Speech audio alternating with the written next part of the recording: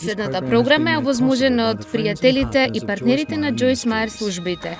Бог се обидува да ти даде одговори кои ќе ти помогнат да не паднеш во неволја. И тој нема да се предомисли. Не си правиш ништо добро ако го игнорираш него, надевајќи се дека тој ќе ти даде полесен одговор на редниот пат, бидејќи тоа нема да се случи.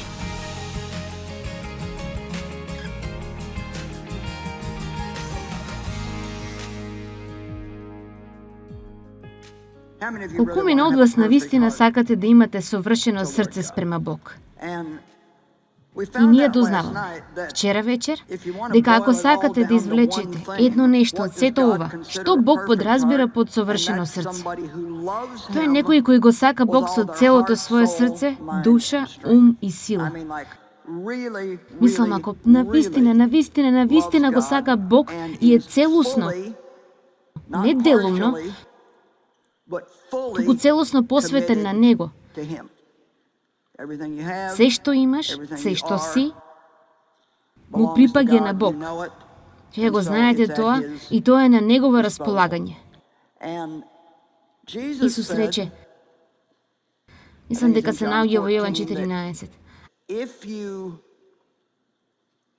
Ако ме сакате, вие ќе се покорувате на мене.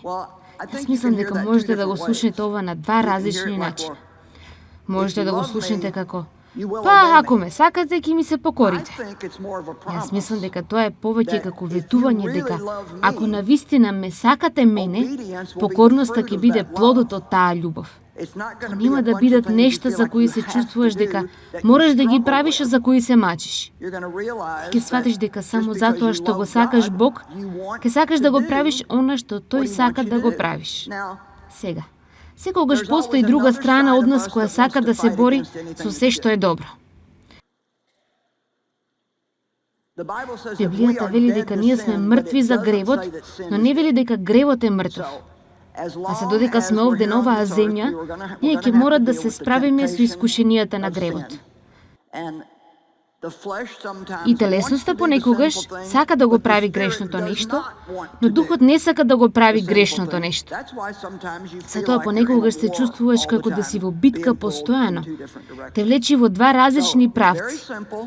Така, тоа е многу едноставно ако го храниш својот дух со зборот Божие, и тоа доаѓа во многу различни форми. Од моментот кога си дошол овде, ти си почнал да се вдлабочуваш во Словото. Музиката е полна со Словото. Секој кој ти рекол нешто овде е полн со Словото. И денес, јас сакам да ви зборувам за параболата на сејачот. Тоа е толку важно во зборот Божи, затоа што навистина тоа е парабола за два различни вида на Библијата вели почва, но навистина зборува за 4 различни видови на срца. 4 различни услови на срцето и како тие различни срца слушаат или не го слушаат Божиот збор. Сега, овде има неколку илјади луѓе денес и тие ќе бидат умножени во многу повеќе илјади, дури милиони, кои ги гледаат преку телевизија околу целиот свет и некои ќе добијат повеќе од она што ќе го кажам отколку другите. Некои ќе го слушнат она што јас го велам и тие ќе делуваат на тоа што го кажувам. И тие ќе почнат да гледаат добри промени во нивниот живот, но некои навистина нема да направат ништо со тоа. Некои ќе останат фокусирани токму на она што го велам. Други ќе дозволат нивниот ум да лета на секаде и ќе си седат таму со насмевка на нивното лице. А тие навистина нема да добијат ништо, затоа што тие всушност не слушаат. И така, јас знам што Бог има направено во мојот живот. И јас знам што Тој може да направи и сака да направи и прави во вашите животи. Јас многу сакам вие да го имате добриот живот за кој Исус умре за да го имате. Единственото нешто кое ќе го направи тоа возможно е да знаете. Сега слушнете го ово што ќе го кажам. Знајте го Словото и превземете акција за оно што го слушате. Да слушате без да делувате е скоро бескорисно. Единственото нешто, ако само знаете многу работи, но не делувате на тоа, тогаш ние најчесто стануваме горди на сето тоа што го знаеме и сакаме да им кажуваме на сите останати што да прават. Но ако тоа не го правите самите, тоа нема да ви го промени животот. Тоа не е само слушање, не е само подвечување во вашата Библија, туку правење на она што го слушате. И така, целта за доаѓање на нешто вакво е да бидете охрабрени. Знаете, јас го правам тоа. Јас треба да се подобрам во таа област. И да, јас сум среќна што го слушнав ова денес затоа што навистина ми е потребна Твојата помош во оваа област, Господи. Никогаш не се замарајте да одите на црква, ако не одите со намерата да научите нешто што ќе ви помогне да раснете и да станете послични на Христос во вашиот секојдневен живот.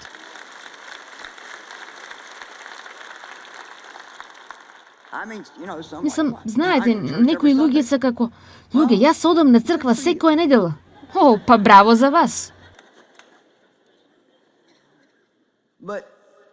Но дали можете да се сетите наредниот ден на било што го рекол пасторот? Се надевам дека утре кога некој ќе рече: зашто поучуваше Џојс, вие ќе можете да им кажете. А не само: не знам, но беше многу добро.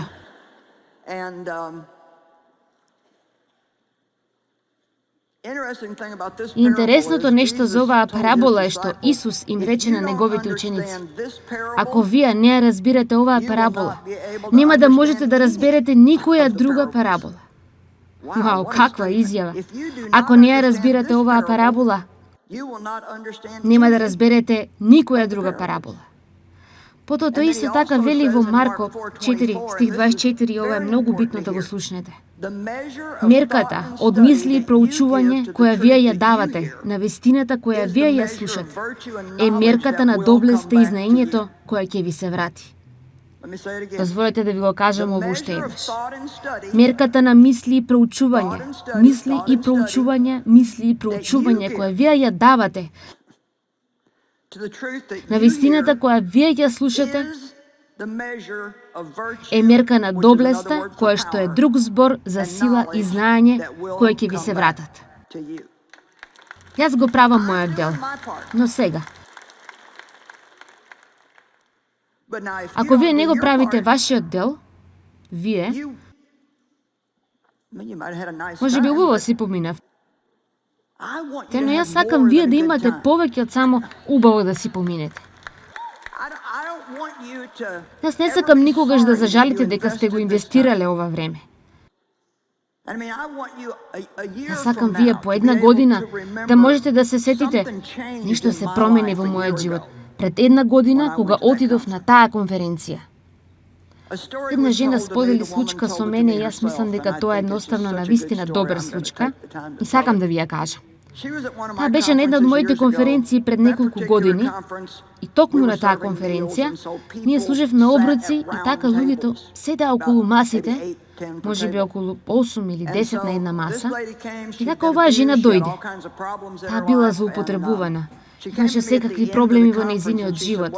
И таа дојде до мене на крајот од конференцијата и рече: па јас сватив овој викенд зошто јас немам никаква победа над ниту еден од моите проблеми.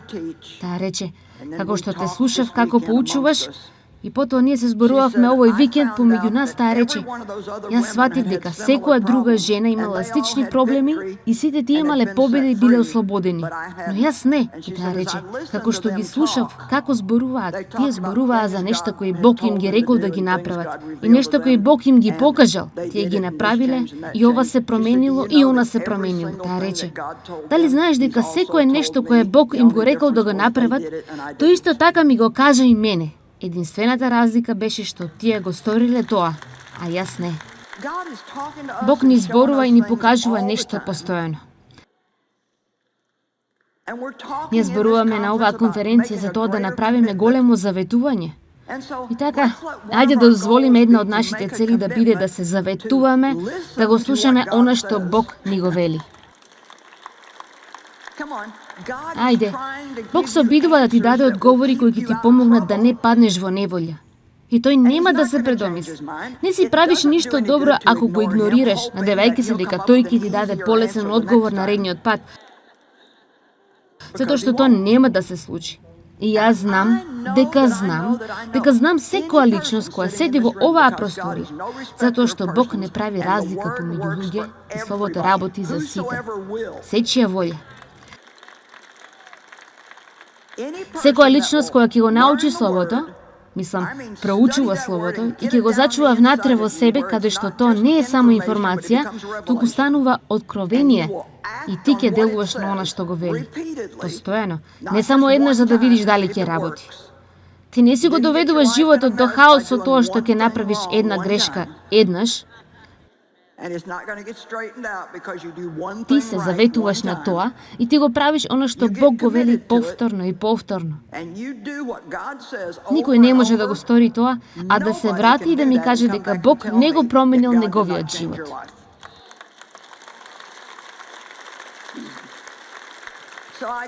Се надевам дека ви давам малку одговорност денес.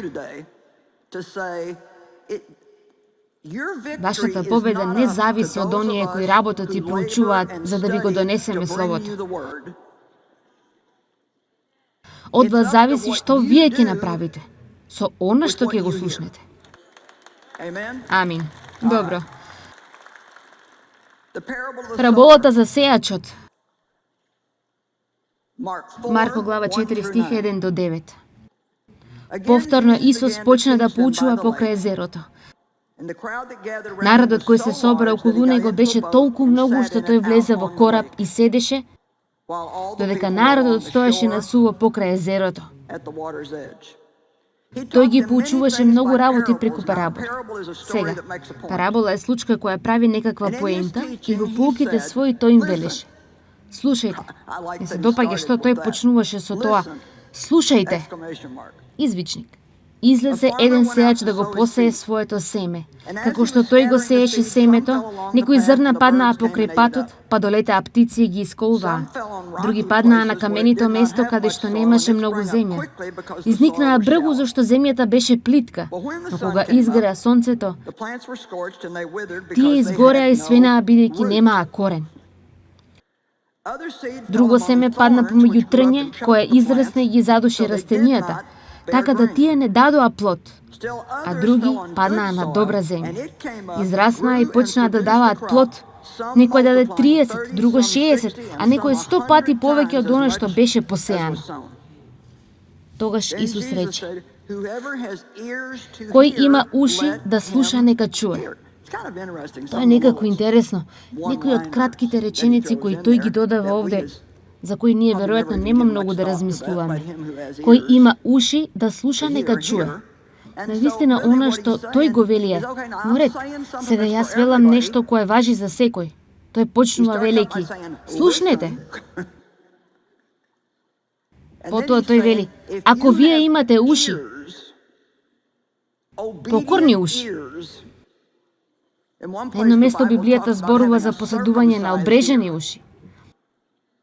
Сега јас можам да го кажам истото нешто и различни луѓе можат да слушнат различно во зависност од состојбата на нивното срце, а некои луѓе воопшто нема да слушнат. Тоа е нешто што не им се допаѓа, па тие само веднаш го фрлаат, уште пред да има можност да направи нешто. Сега, во нашиот свет денес полн со продавници и фарми со машини, можеби не можеме веднаш да се поврземе со оваа парабола за сејачот, затоа што Исус употребуваше примери кои биле релевантни на културата во која тој живеел. Тоа е парабола извлечена од заедницата на фармери во Исусовите денови. Но неговата публика веднаш би ја сватила сцената и би се пронашла во пораката која Исус ја споделува. Сите тогаш живееле од фармите, освен навистина богатите. Сега, мојата баба имаше градина. Јас бев во незината градина доста долго време, така да знам малку за градинарството. Јас секако не сум фармер, но знам малку. Некои од вас сте посадиле градини, ако не зеленчук, барем цвеќиња. Така да ние знаеме дека никогаш не добиваш никаква жетва, се додека најпрво не е посејано семе. Амин. За додека земјата постои, ќе има време за сеење и за жнеење. Ти го сееш своето семе во земјата. Потоа, секогаш има време и тоа евентуално има жетва. Па, сејачот кој сее е Светиот Дух. Сега, тоа употребува мојата уста денес, но тоа е Светиот Дух кој го сее семето на Божиот збор во вашиот живот. Ако вие го земете ова и навистина го слушнете, вие навистина сте зграбчиле за нешто. Јас свакам дека најверојатно не можете да го запомните секое нешто кое јас го велам, но ние го правиме толку лесно денес, луѓето дури не мораат ни да ги погледнат своите Библии. Се е на екранот за нив. Јас мислам дека понекогаш ние не сме и направиле голема услуга на луѓето. Се во животот е толку лесно сега, што ние ни не мораме да... Треба да видите што јас порано требаше да правам, за да проучувам една порака сега. Вие само го вадите вашиот компјутер, толку едноставно можете да најдете се што сакате. Дори можете да побарате проповед на таа и таа тема. Не мора ниту да размислите, јас можам едноставно да симнам туѓа проповед, да дојдем овде и да ви ја проповедам. Но оно што ја прави добра е колку работа јас инвестирам во неа и колку пати ја проверувам, повторно и повторно. Ви велам, јас сум убедена кога почнувам, но до моментот кога дојдам овде, мислам, ова не е, се надевам, за мене, јас знам, дека знам, така да можам да ви пренесам на таков начин што го верувам тоа толку многу, што можам да направам и вие да го верувате тоа. Но тоа не се случува без работа и напор. Прочитав една изјава во книга која навистина ми се допаѓа. Секој може да биде толку блиску до Бог, колку што сака да биде. Едноставно, сето тоа зависи колку време тие се спремни да инвестираат во тоа. Бог не избира само неколку специјални луѓе, кои се оние, знаете, навистина блиску до него, а сите други едноставно не ја добиваат таа можност. Сите ние имаме избор во животот за она што ќе правиме со нашето време. И така, нема ништо кажано во оваа парабола, па за некои луѓе добро испадна, не за други затоа што квалитетот на семето кој некои луѓе го добија беше подобро од другото. Семето кое јас го сеам денес е совршено. Тоа е здраво. Тоа е прекрасно семе. Така, нема ништо лошо со семето. Ако ти не добиеш ништо од ова, тоа не е заради семето. Тоа е состојбата на твоето срце и начинот на кој слушаш. 4 видена почва, 4 типа на срце. Првата беше тврда почва. Таа беше толку тврда што кога сејачот, тој само имаше торба околу неговиот врат, а таа беше полна со семе и тој едноставно го фрлаше наоколу. Тоа навистина е доста слично со ова што го правам јас денес. Јас само го фрлам наоколу. И возбудливо е да мислиме дека ние сме овде, во Охајо, со неколку илјади луѓе во просторијата, но оваа порака е снимена и ќе патува низ целиот свет на 100 различни јазици. Така, дали ние сееме денес? Фрламе семе наоколу. Но знаете, некои луѓе ќе налетаат на ова на телевизија и велат: "О, да, повторно тие библиските луѓе." Едноставно, затоа што тие имаат проблем со срцето. Тие имаат еден став. Некои луѓе имаат став против луѓе како мене и тие дори не сакаат да знаат зошто тие имаат таков став. Прекрасни се нештата кои ние ги веруваме, а ниту не знаеме зошто ги веруваме. Некој рече еднаш: "Така ние рековме." Добро. Некое семе падна на тенка, каменлива почва. Некое падна помеѓу трње, друго падна на добра почва. Тој не им даде понатомашно објаснување токму во тој момент на толпата. Но подоцна, Исус ги зеде настрана своите ученици и им кажа: "Ако вие не можете да разберете оваа парабола, нема да можете да разберете ниту една друга парабола." Да бидам искрена, јас никогаш не помислев на тоа ниту приближно толку колку што размислував додека се подготвував за ова. И си помислив: знаете, ова е навистина битно. Тој вели: "Видете, Ако не го сватите ова, нема да сватите ниту една од параболите. Затоа, дозволете ми да се обидам да ви го објаснам ова и да видиме зошто Исус го рекол тоа. Прво, луѓето не разбирале зошто Исус дошол. Тие не сваќале. Тој дојде да донесе револуција. И револуција на некој начин значи дека нештата ќе бидат свртени од озгора надолу. Некој доаѓа и почнува да прави нешто кој никој до тогаш ги немал видено. И тоа ќе донесе големи промени. Луѓето не разбирале каква револуција тој носеше. Тие сакале, сега слушнете, тие сакале и очекувале тој да се дигне против неправедливата власт, да изгради земен престол за себе си и да владее над светот. Неговите ученици навистина мислеа дека тој ќе се изгради престол некаде и дека тие ќе бидат најважните луѓе. А тој само ќе дава заповеди и ќе направи се да биде правилно. Исус објавил уште на почетокот од неговата проповед, мислам од неговата служба дека Царството Божјо е овде. Тој им представуваше многу поразлично царство и тоа е царството во кое ние живееме. Во сред светот во кој живееме, кој е вид на царство, ние, верниците во Исус Христос, ние живееме во друго царство, кое е како тајно царство, кое никој не може да го разбере, освен ако не поверува. Ние го разбираме, но светот не го разбира. Амин. Јас само што направив цел серијал на пораки пред една или две конференции за тајното царство во кое живееме. Јас сакам да го нарекувам обрнатото царство, затоа што тоа е едноставно целосно спротивно од светот. Ако сакате повеќе, мора да дадете нешто од она што го имате. Ако сакате да бидете први, треба да бидете спремни да бидете последни.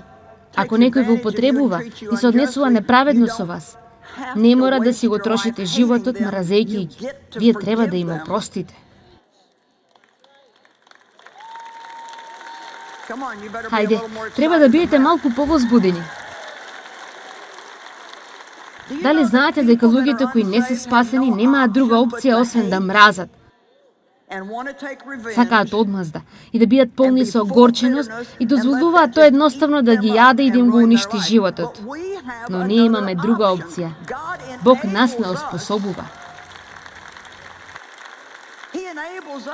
Тој не оспособува всушност да имаме сочувство кон луѓето кои не злоупотребуваат. И ние можеме да го кажеме она што Исус го рече. Татко, прости им, тие не знаат што прават.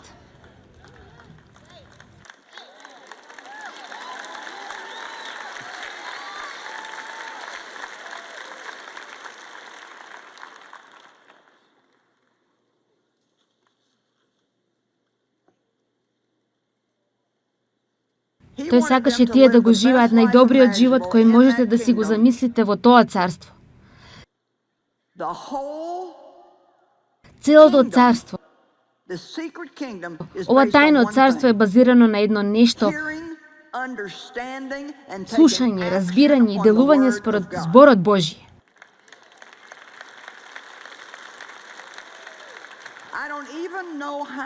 Јас ниту не знам како да кажам на некој кој се уште не знае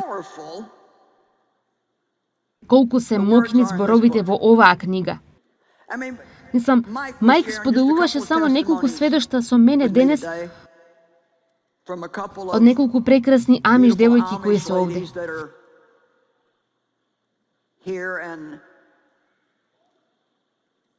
Една од нив рекла дека била злоупотребувана како мене и дека доста од тоа има во тоа заедништво во кое доминираат мажите.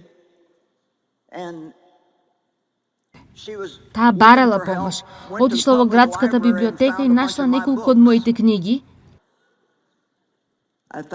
Мислам дека е нашла бојното поле на умот. Нејзиниот живот станал целосно променет и сега таа поучува.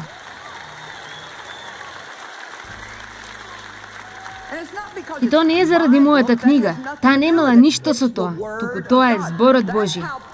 Толку многу е моќен зборот Божји.